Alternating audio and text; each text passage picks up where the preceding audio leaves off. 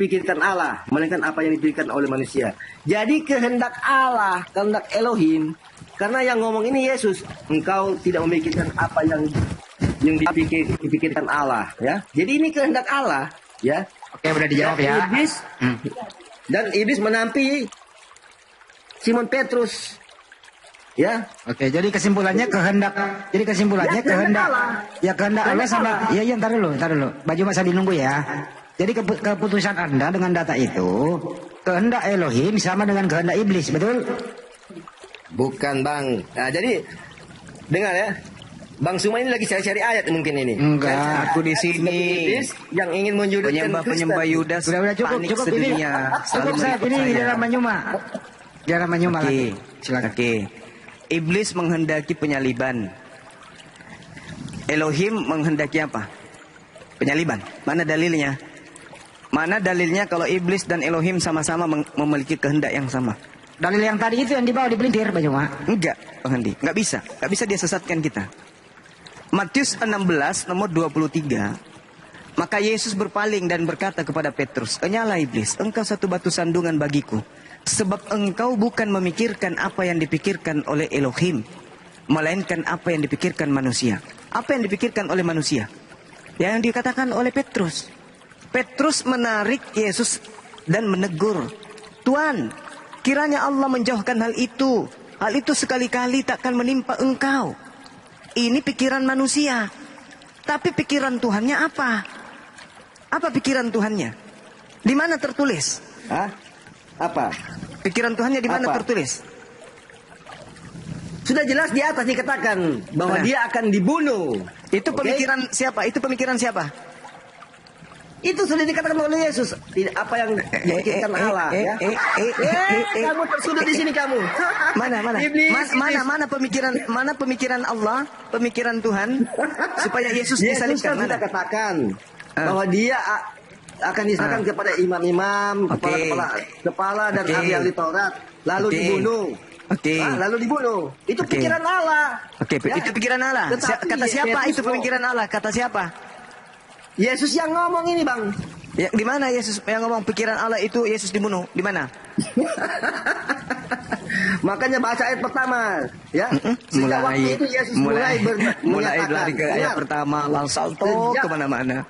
Sejak waktu itu Yesus mulai menyatakan kepada murid-muridnya bahwa ia harus pergi ke Yerusalem dan menanggung banyak penderitaan dari pihak tua-tua, imam-imam kepala dan ahli-ahli Taurat, lalu dibunuh. Yang saya tanya sama saudara, itu firman Tuhan atau pengantar pengarang Matius? Kamu jangan lari lagi kemana-mana. Ini Yesus yang ngomong. Di mana Yesus ngomong? Di mana? Yang menjadi korban. Yang mana? Di mana Yesus mengatakan itu? Di mana? Sejak waktu itu Yesus mulai menyatakan kepada murid-muridnya. Ini apa? Ini pengantar, ini sabda Yesus, firman Tuhan atau karangan penulis? Nah, kamu lari lagi di situ, toh?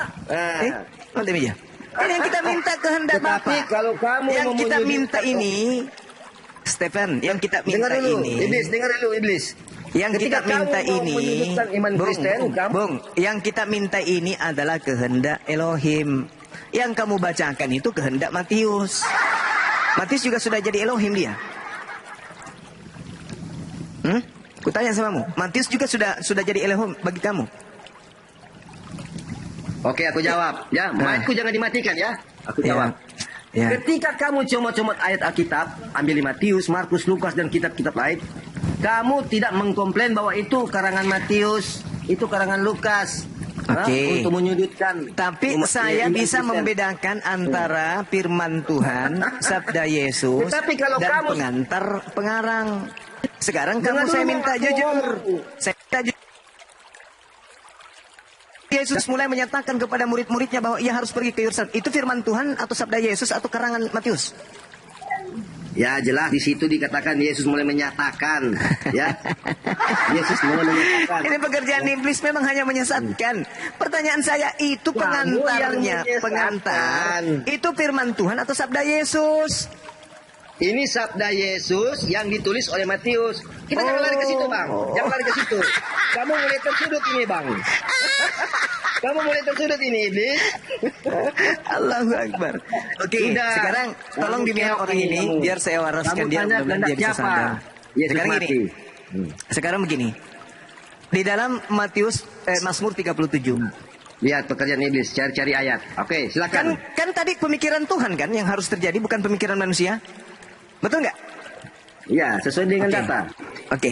Sebab Tuhan mencintai hukum dan Tuhan tidak meninggalkan orang-orang yang dikasihnya sampai selama-lamanya, mereka akan terpelihara. Ini kehendak siapa? Ini pemikiran siapa? Coba ulangi bang, aku nggak konsen di situ, aku lagi cari. Sebab Tuhan mencintai hukum dan Tuhan tidak meninggalkan orang-orang yang dikasihinya sampai selama-lamanya, mereka akan tetap terpelihara. Tetapi anak cucu orang fasik ini pemakan suap, akan dilenyapkan. Oke? Nomor 32-nya, orang fasik pemakan suap mengintai orang benar dan berniat membunuhnya. Nomor 33, Tuhan tidak menyerahkan orang benar itu ke dalam tangan pengkhianat. Dan Tuhan tidak membiarkan orang benar itu dinyatakan terkutuk pada waktu diadili. Ini kehendak Bapak kan? Ini pemikiran Bapak kan? Ayo. Saya ulang, saya lanjut. 39. Orang-orang benar diselamatkan oleh Tuhan. Tuhan adalah tempat perlindungan orang benar dalam waktu kesesakan. Pada waktu orang benar ini dalam keadaan tersesat. Kamu Tuhan coba ayat di mana menolong. ini bang? Mazmur Bang Iblis, kamu 30. coba ayat di mana ini? Mazmur 37 nomor 28 sampai Hari nomor lagi 40. Loh. Ini tadi kamu baca Matius 16 katanya harus terjadi pemikiran Tuhan. Kenapa Anda alergi? Pemikiran Tuhan atau yang harus terjadi atau pemikiran Matius? Yang mana sih? Gimana sih orang ini? Nomor 40, Tuhan menolong orang benar dan meluputkan mereka. Tuhan meluputkan orang benar dari tangan pengkhianat dan menyelamatkan orang benar sebab mereka berlindung kepada Tuhan. Dan Anda mengatakan tadi pemikiran Tuhan kan? Nah, pemikiran Tuhan yang lain di mana? Coba kita lihat. Di dalam Mazmur 11. Ini pemikiran Tuhan. Di Amsal 11. Jangan pemikiran Matius yang membawa. Pemikiran Tuhan yang harus terjadi kata Yesus. Di data Amsal 11 dikatakan ini. Orang yang jujur dilepaskan oleh kebenarannya. Tetapi pengkhianat tertangkap oleh pengkhianatannya. Itu Amsal 11. Ini kehendak Tuhan kan? Pengharapan pengkhianat gagal dari kematiannya. Dan harapan orang jahat menjadi sia-sia. Nomor 8-nya Mazmur Amsal 11. Orang benar diselamatkan dari kesukaran.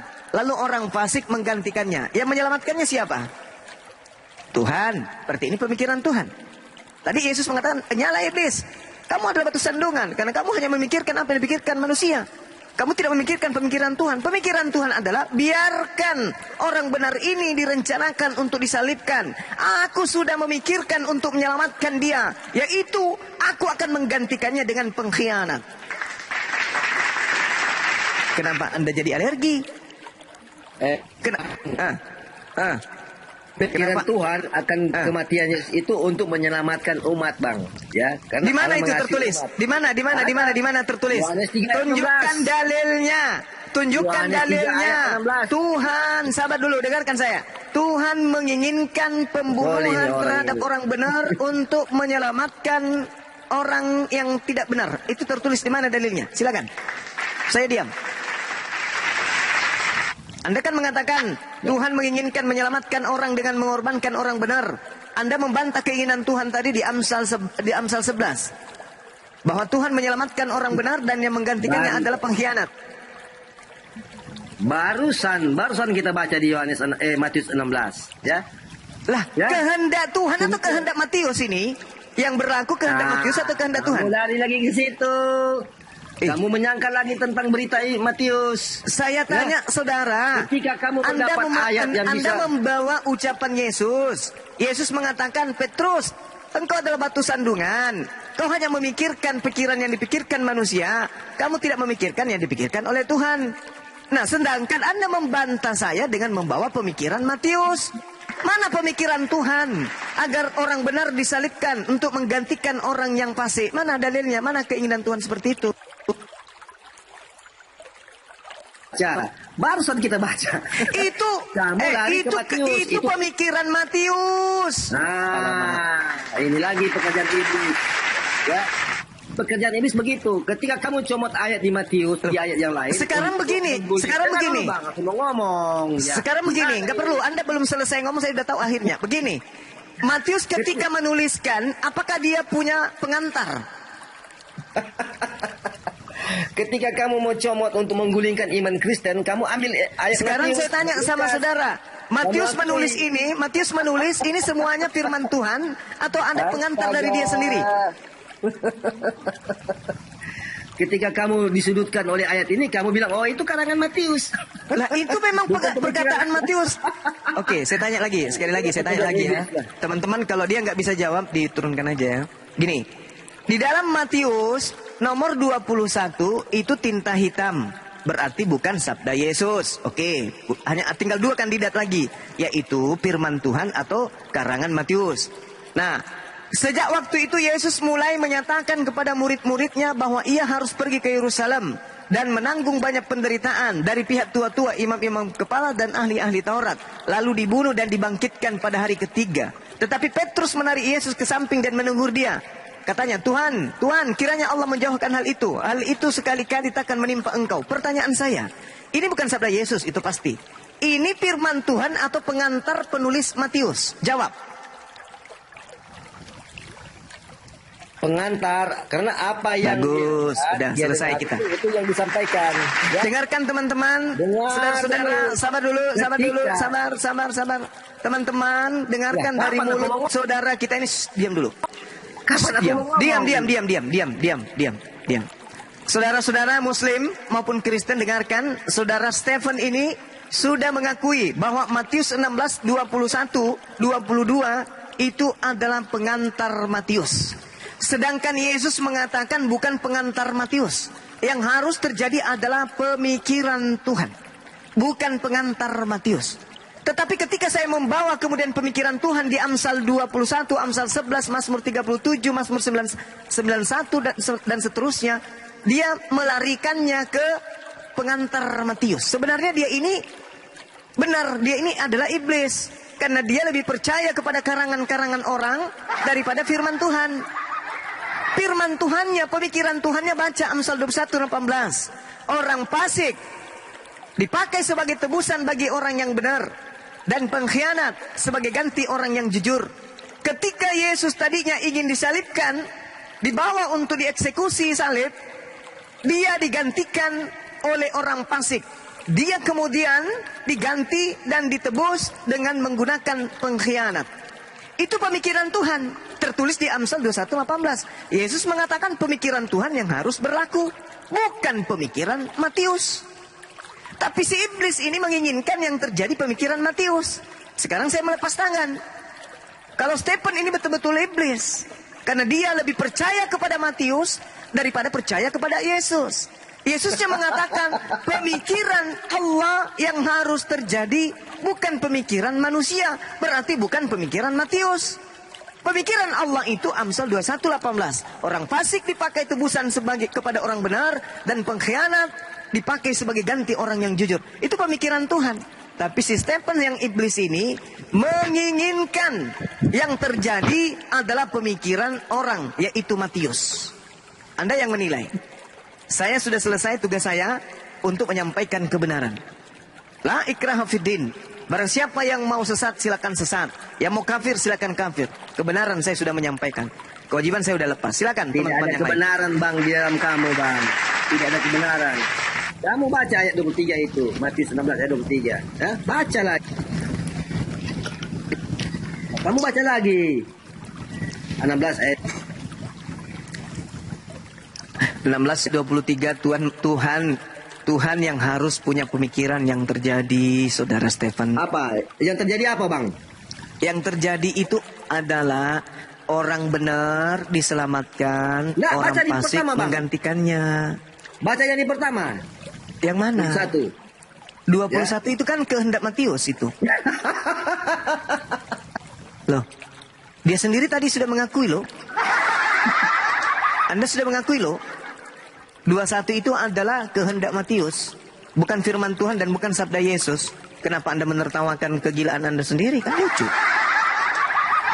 Saya katakan saya lepas diri pada saudara Stefan. Silakan Anda mau sesat aja.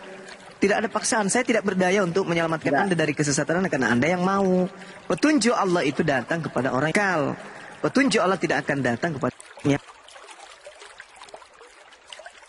Matius 16 nomor 21 itu bukan firman Tuhan, bukan sabda Yesus. Anda sudah mengakui itu adalah kehendak Matius. Anda mau mengikuti kehendak Matius, pemikiran Matius, silakan. Tapi Yesus mengatakan pemikiran Tuhanlah yang harus berlaku. Pemikiran Tuhan, orang fasik menggantikan orang benar, orang jujur diselamatkan, dan yang menggantikan adalah pengkhianat. Itu kehendak Tuhan. Tapi Anda menginginkan kehendak manusia, ya silakan. Mana bisa saya paksa? Gak bisa saya paksa. Sekuat apapun saya menjelaskan kepada lalat bahwa sampah itu busuk, lalat tidak akan percaya.